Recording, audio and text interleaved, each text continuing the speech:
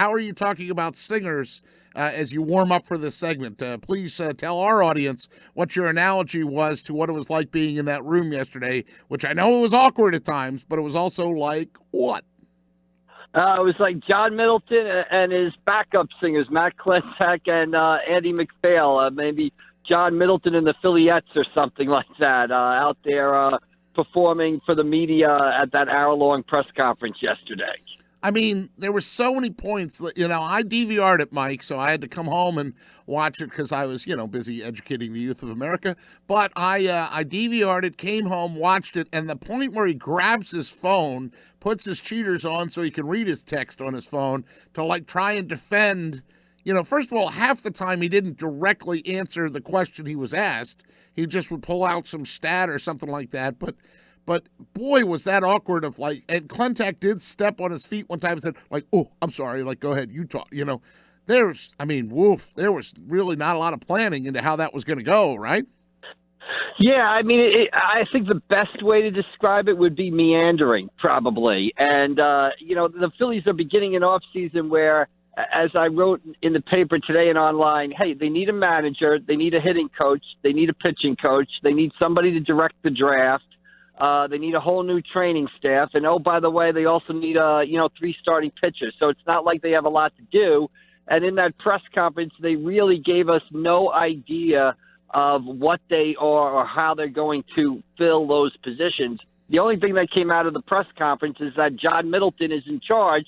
He's not a potted plant. He is the CEO. This is what CEOs get paid for, to make the big decisions. He's going to make the big decisions, or at least have final say on them. And, the takeaway for me is Phillies fans better hope that John Middleton knows what he's doing, and he's not, this is a different sport, but hope he's not Daniel Snyder of the Washington Redskins. Oh, because if he's Daniel Snyder of the Washington Redskins, the Phillies could be in trouble. And so far, in Middleton's judgment, now, we'll reserve judgment, but there's nothing, it could go either way at this point. There's no strong evidence either way, basically. So my takeaway is Phillies fans better hope that John Middleton knows what he's doing, because if he doesn't, when you've got a bad owner and you're a fan of a team with a bad owner, I've been a Knicks fan for 40 years. I know what it's like to be a fan of a team with a bad owner. It never ends, because you can't fire the owner.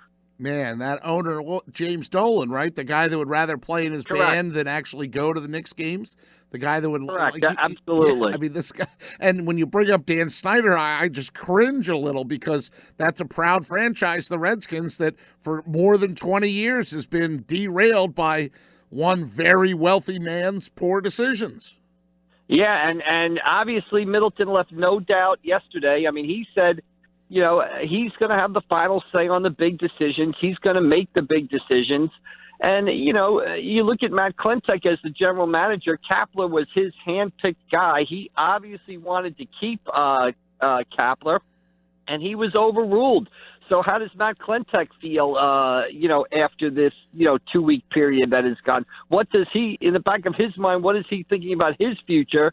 And, that's what kind of made, I thought, the press conference so awkward. You were almost wanted to say to Matt Klentak, blink twice if you need help or something like that, because that was part of the awkward dynamic there. Is it just, it's been a rough 2 weeks for the Phillies, and it kind of culminated yesterday. So the next time we see them is when they'll hire a manager, and they might be facing one of the most pivotal hires in the franchise history. Because if they hit a home run with the manager, we'll forget about what happened yesterday. If they don't, that'll only exacerbate yesterday's narrative. And Mike, I have to ask then too, how can they effectively, he's the CEO, he made that clear, he's going to make sure that they meet the organizational objectives and all these fancy CEO words that he was up there using. How are you going to go out and hire a manager when all the staff that you say, hey, you're going to take this job, but you're also going to inherit all the staff that we still had under contract, so we had to keep.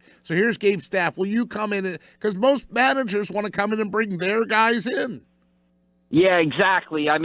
They do have the pitching coach and hitting coach guy who, along with the bench coach, is probably, those are the 3 most important coaching jobs. So 2 of those are open. I always fall back on this. there are only 30 of these jobs in the world. So people who say, well, this guy wouldn't want to come here or that guy wouldn't come here, maybe if there's a guy with multiple choices, but there's only 30 of these jobs in the world. And, I think they need to go out and they need to get an experienced manager. They need to hit a home run, somebody with credibility. I think Buck Showalter is a natural choice. He's worked with McPhail and Clinton in Baltimore in the past. He won with the Yankees. He won with Arizona. He won with Baltimore. He's a guy who can turn teams around quickly. Now, he doesn't have the staying power. His style kind of exhausts people, and he's usually gone in a couple of years. But the Phillies are a team that's almost tailor-made for him. They need somebody to come in, put the pedal to the metal, and get them a winning season next year. Well, Mike McGarry's with us from the Press of Atlantic City here on the Pete Thompson Show on 97.3 ESPN. In addition to his wonderful analysis of the most awkward or one of the more awkward press conferences you'll ever see, he's the high school football beat writer for the Press of Atlantic City. Been doing that for a long time, and we do have to talk a little bit about Friday Night Football. And as is custom, I should probably start with the game you were at, which I believe is Southern Regional knocking off Middletown North by a touchdown. Yeah, really a great night for Southern Regional. They win last night 21-14, and it clinches just the third division title in Southern Regional's history. They win that Shore Conference Constitution title. Really a great football game last night. And I went up to Southern. I wanted to see this sophomore running back, Jaden Brown, who has transferred into Southern this year and was really producing some eye-opening numbers both on the offense and defensive side of the ball. And he was as advertised last night, 161 yards, 31 carries, and 161 tough yards. All 11 Middletown North guys were kind of focused on him. They were run blitzing constantly, but Brown was able to get the yards Southern needed. Southern had some big plays on defense, too, and as a result, Chuck Donahue, one of the best coaches around up there at Southern, gets the Rams their third division title in the program's history, so you got to feel good for them. Big win for Southern Regional then, and of course what you said, all the accoutrements that go with it. Chuck Donahue, a legend up there. Get to see him every year at the NFF banquet. I see him usually as he comes down for that, and usually Southern Regional is well represented at that. Another big win last night for Mainland. It would be easy for the Mustangs to look past Oakcrest last night, and Oakcrest, I believe, was up in that game, but Mainland finds a way to win, including a trick play or something that I read. Yeah, a little bit of trickery, right? Their version of kind of the Philly special, I guess. Graziato flips the ball to wide receiver Jaquan Mace, who then throws it back to Graziato for a touchdown, key touchdown there in the second half. And then Dave Weinberg wrote the story for us. He had a great line in there. Lineman Ben Arena with the lineman's dream, picking up a fumble and rumbling, tumbling to the end zone for a big touchdown. Every time Mainland plays Oakcrest, it just seems to be a close game. Mainland coach Chuck Smith coached at Oakcrest for a couple of years, so it just seems to be a close game every time these two teams play.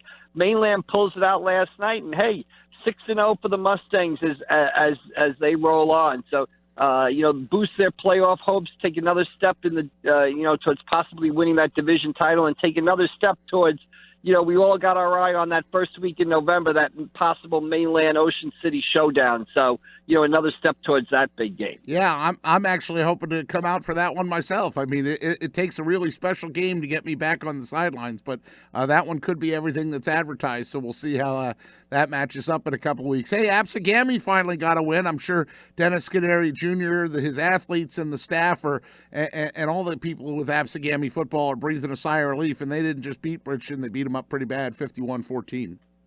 Yeah, it's always good to get that first win of the season, and Absegami had played some teams tough earlier on. Mainland's undefeated. Absegami was right in that game in the third quarter. Early in the season, they played Cedar Creek, an excellent team. That game was tied at the half. And Ray Weed, the sophomore quarterback that we've talked about, he has a big night last night. I think he threw for 2 touchdowns, ran for 2. They beat Bridgeton, so they get 1-4. And, what they did last year was start 0-4, and then they went on a run, won their last 5, and finished 5-4. So they take that first step towards possibly, duplicating that feat this season. Hamilton a winner, 14-0 over Kingsway. Buna a winner, and I think that's it for our uber local winners, if you will, as everybody else I see is on the opposite side of the slate. But Hamilton wins again. Oh, St. Augustine, my goodness. Mike Rizzo's going to get nasty grams from all the Hermit folks. St. Augustine blanks Rancocas Valley. Maybe I skipped by that one because it wasn't a surprise, but at least, so you got St. Augustine, you got Hamilton, Buna, all of them win.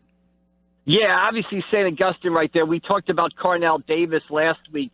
You know, the kid who just became eligible with the 23 scholarship offers after transferring to St. Augustine. And last night, what did he do last night?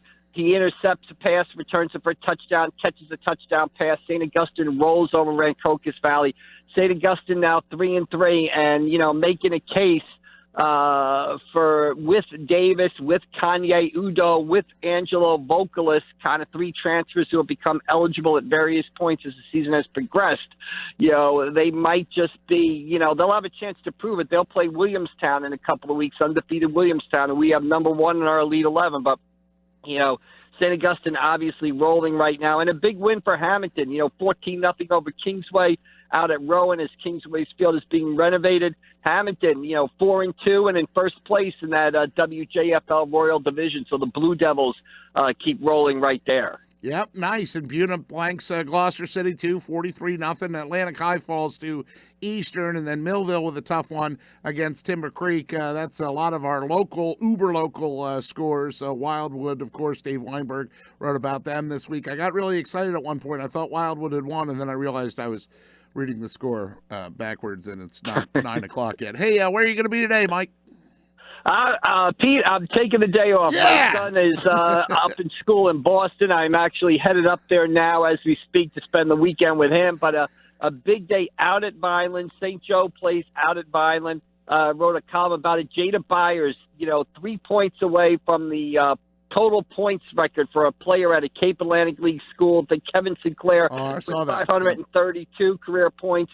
Jada Byers with 530. So possibly history-making day for Jada Byers. And I know you feel like this. Technically the CAL doesn't exist anymore in football with everybody joining the West Jersey Football League, but I think it's our duty to just sort of keep the CAL football tradition alive, and records like this are one way you do it.